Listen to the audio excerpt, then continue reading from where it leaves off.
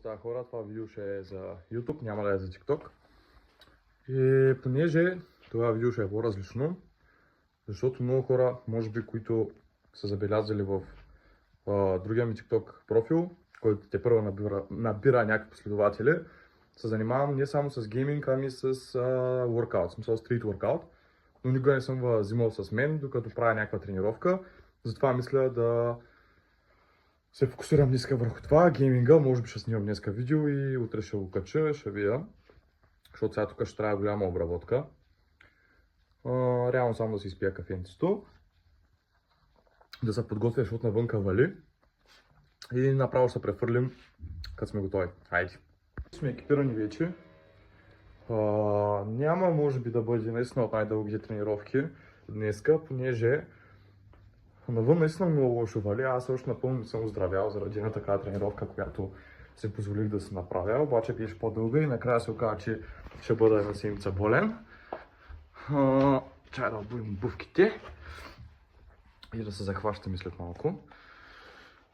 Мисля, че ще направим по една серия от всичко до изнемогване за днеска. И мисля, че това ще бъде. Така че се видим и сега след малко, като съм на островите. Хайде. Кратко включване, почти съм там. Не е нужно да взимате креатини и други по-вредни добавки, за да станете наистина здрави и да имате някаква наистина толкова добра форма, стига да ядете наистина качествена и хубава храна. Не съм някакъв маняк по тази тема, но мисля, че няма нужда, при положение, че аз до тук, до този момент съм достигнал всичко без протеини, креатини и така нататък. Всичко съм си го добавил напълно по естествен път и нека да започваме.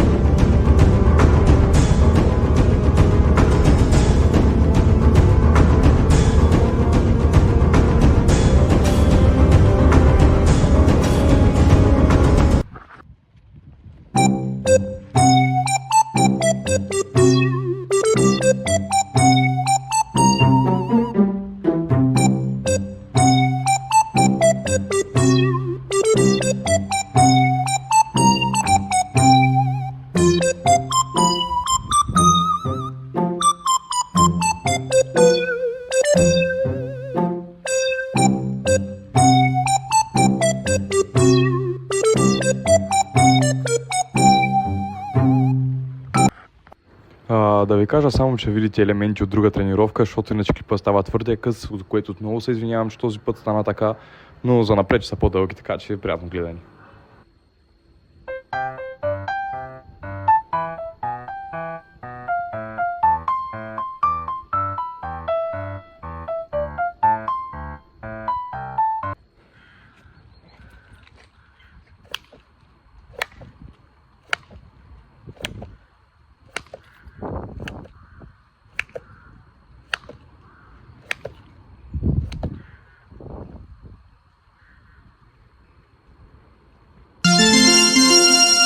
Вижте само за какво ви говоря. Всичко е хипер студено, без ръкавици съм. Трябва да правя кофички. Погледнете. Всичко е в вода в момента и това е супер студено. Но въпреки всичко имаме волята и ще направим няколко, може би пак една серия до отказване. Ще видим. Въпреки че лицевите, които ще видите преди малко, не бяха много до отказване. Но просто е наистина трудно без ръкавици човек. Всичко са парзаля, хлъзга, студено и така.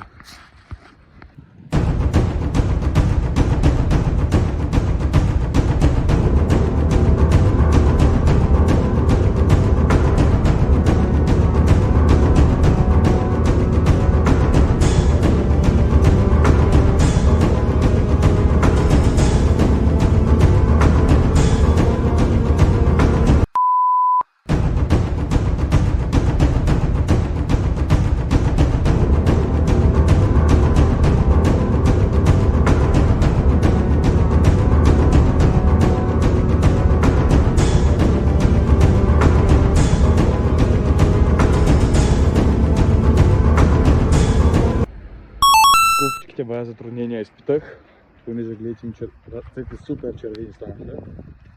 Само 10-11 ковчега успях, за жалост. Просто погледнете. Утре зле време. Ама утре също са узко намокрих. В смисъл няма, едва ли само след това тренировката, защото е хиперкратка, просто само с лицеви опори. Тук там е някаква друга ковчега, която направих. Тук ти може да мине домашно, имам да правя коремни преси, обаче тук е много зле в момента. Ще се кача горе и евентуално може там да я довършим, въпреки че казах, че е стрит, само че не искам да го рискувам, както казах, още не съм напълно оздравял.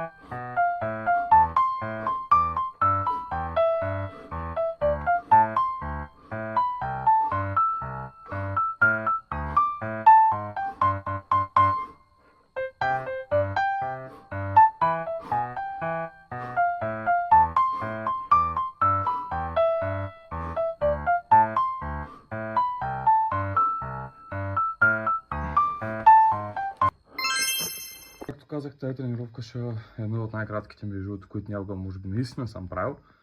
Въпросът е, че навънка времето наистина е много зле. Сега го гледах, 5 градуса е навънка, вали, без ръкавици съм, трудно е да правя каквото и да е. Добавил съм още ни ковчики, които правя на друга тренировка. Да не се изложа толкова много с тия ковчики, защото наистина се изложих в момента. Тук лостът е много нисък, в смисъл аз буквално стъпвах на земята, когато исках да слизам. Коремните преси са стандартни, в смисъл, въпреки че не знам защо този ъгъл на камерата изглежда се едно се търкалям като костюмурка. Колкото, защото го прегледах това. Да, в смисъл, може би една идея, като се поправи времето, ще бъде много по-качествена тренировка. Нито успях набиране да правя, нито какъвто да е тип други упражнения, понеже, нали ви казвам, пак бях без ръкавици, ръцете ми бяха супер червени. Трудно е, буквално като е трудно, мокро е, когато е мокро е супер трудно. Набирам сега, се изплъзгвам. И тъй, смисъл, това ще е за този клип, така че ще се видим следващия път. Приятно гледане ви пожелавам и до следващия път. Хайде!